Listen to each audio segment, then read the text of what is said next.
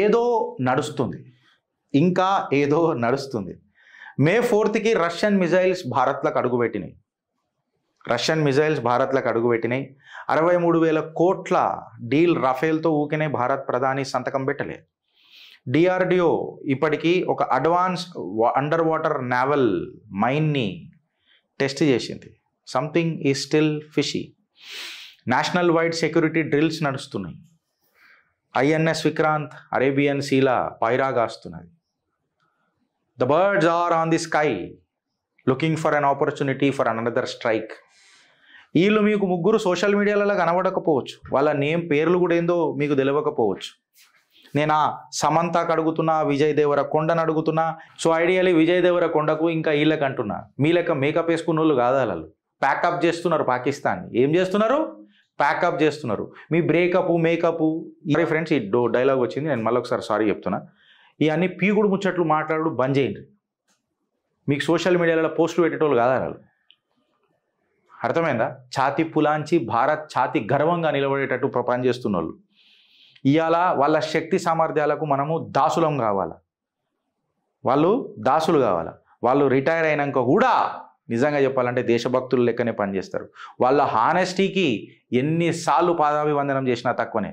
ఒక్క కీలక information leak అయినా ఈ ఆపరేషన్ సక్సెస్ అయ్యేదా? ఇవాళ ఏదైతే మనం సింధూర్ ఆపరేషన్ అని చెప్పి మన మహిళా ఆడబిడ్డలకు ఏదైతే మనం ఇవాళ ఆపరేషన్ చేసినామో అది ఇవాళ జరిగేదా? అందుకనే ఒకసారి మీరు ఏడ ఉన్నా నిలబడే ఛాన్స్ ఉంటే ఒకసారి నిలబడి వాళ్ళకందరికీ ఒక్కసారి భారత్ మాతాకి, భారత్ మాతాకి, భారత్ మాతాకి. ఈడికి ఆగిపోయిందనంటే ఈడికి ఆగదు. అసలైన సిసలైన బాధ్యత గుర్తు చేస్తాం ఫ్రెండ్స్.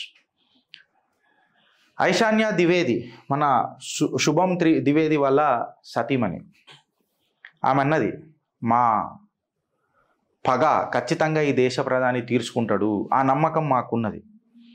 ఖచ్చితంగా ఆ నమ్మకం మాకున్నది. ఎట్టి పరిస్థితులలో మా ప్రధానమంత్రి మోదీ మమ్మల్ని నిరాశపరచడు.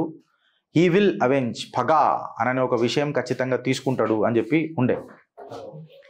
ప్రగతి జగ్దాలే ఆమె కూడా అన్నది, ముంబై టెర్రర్ యాక్ట్లో వచ్చి మాసూమ్ లోగోను చంపి వెనుకటికి లాస్ట్ టైం ప్రభుత్వాలు సైలెంట్గా కూర్చున్నాయి.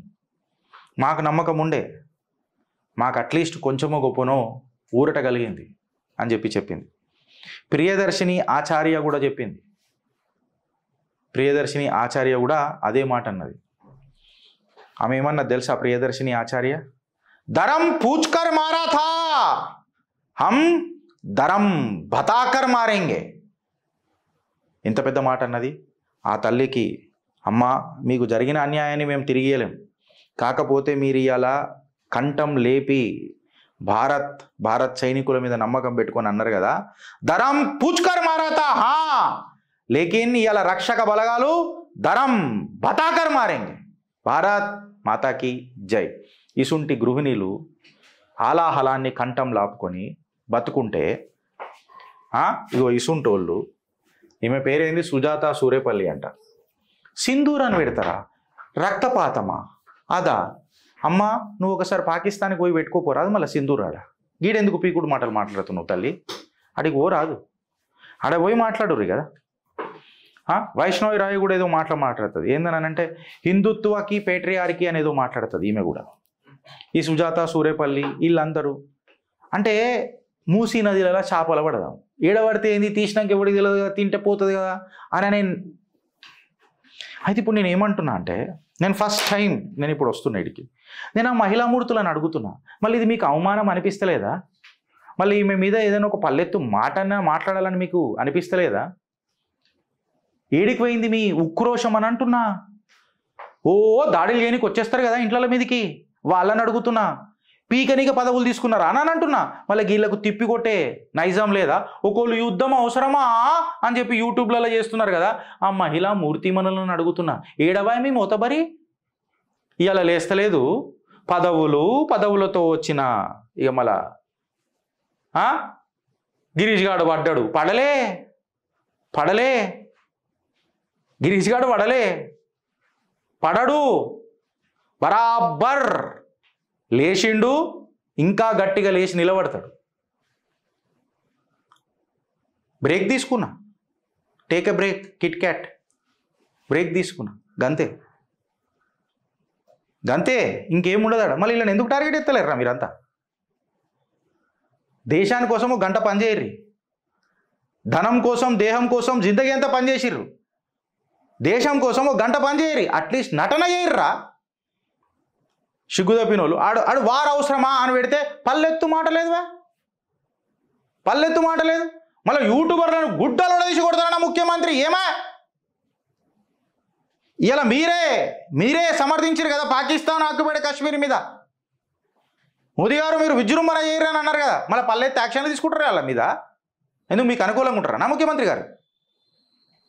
మళ్ళీ వీళ్ళ మీద యాక్షన్లు లేవు ఇవాళ.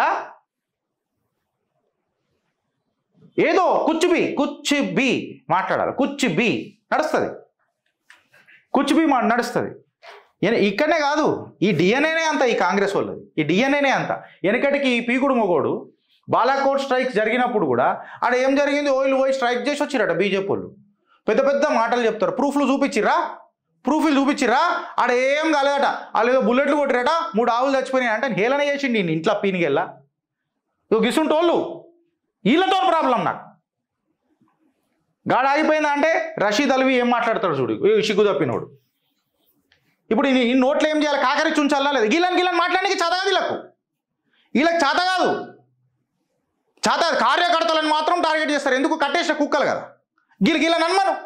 ఇప్పుడు వీడేమని అన్నాడు చూడు, కాంగ్రెస్ లీడర్ రషీద్ అల్వి క్లెయిమ్స్ పాకిస్తాన్ నుంచి అంట మనం బిజినెస్ ఆపేస్తే మన ఇండియా క్లాస్ అంట. ఇలా అయ్యా బిజినెస్లు ఉన్నాయి అనకాడ, ఇలా అయ్యేలా బిజినెస్లు ఉన్నాయి పాకిస్తాన్లో. మళ్ళీ పాకిస్తాన్ నుంచి ట్రేడ్ ఆపేస్తే ఏం లాస్ అవుతుంది ఇండియాకి చెప్పు నువ్వు ఒక మాట, నేను అడుగుతున్నా. గిసుంటోళ్ళతో ఈ తిప్పి కొట్టే చేత కాదు అని బాంచని బతుకులు ఉంటారు చూడు, వాళ్ళతో ప్రాబ్లం ఉంటుంది. ఇలా పల్లెత్తు మాట ఎందుకు వస్తలేదు రాబోయ్ మీకు మాట్లాడనికే? నేను నా గురించి మాట్లాడమంటలే, నేను వాళ్ళ గురించి మాట్లాడ, దేశం గురించి మాట్లాడనికే మాట్లాడినప్పుడు పీగరికి నాను రాజకీయాలలో. వీడికి ఆగిపోయింది, ఆగలే, చూపిస్తా. శంకరాచార్య వారు, అవిముక్తేశ్వర ఆనంద్ గారు రాహుల్ గాంధీని హిందూయిజం నుంచి వెళ్ళిపో నువ్వు అని అన్నాడట. ఎందుకు వెళ్ళిపో? మళ్ళీ దత్తాత్రేయ గోత్ర బ్రాహ్మణుడు రాహుల్ గాంధీ మనుస్మృతిని అవమానించిండు వెనకటికి. మళ్ళీ దీని మీద నువ్వు రీజన్ చెప్తావా రాహుల్ గాంధీ?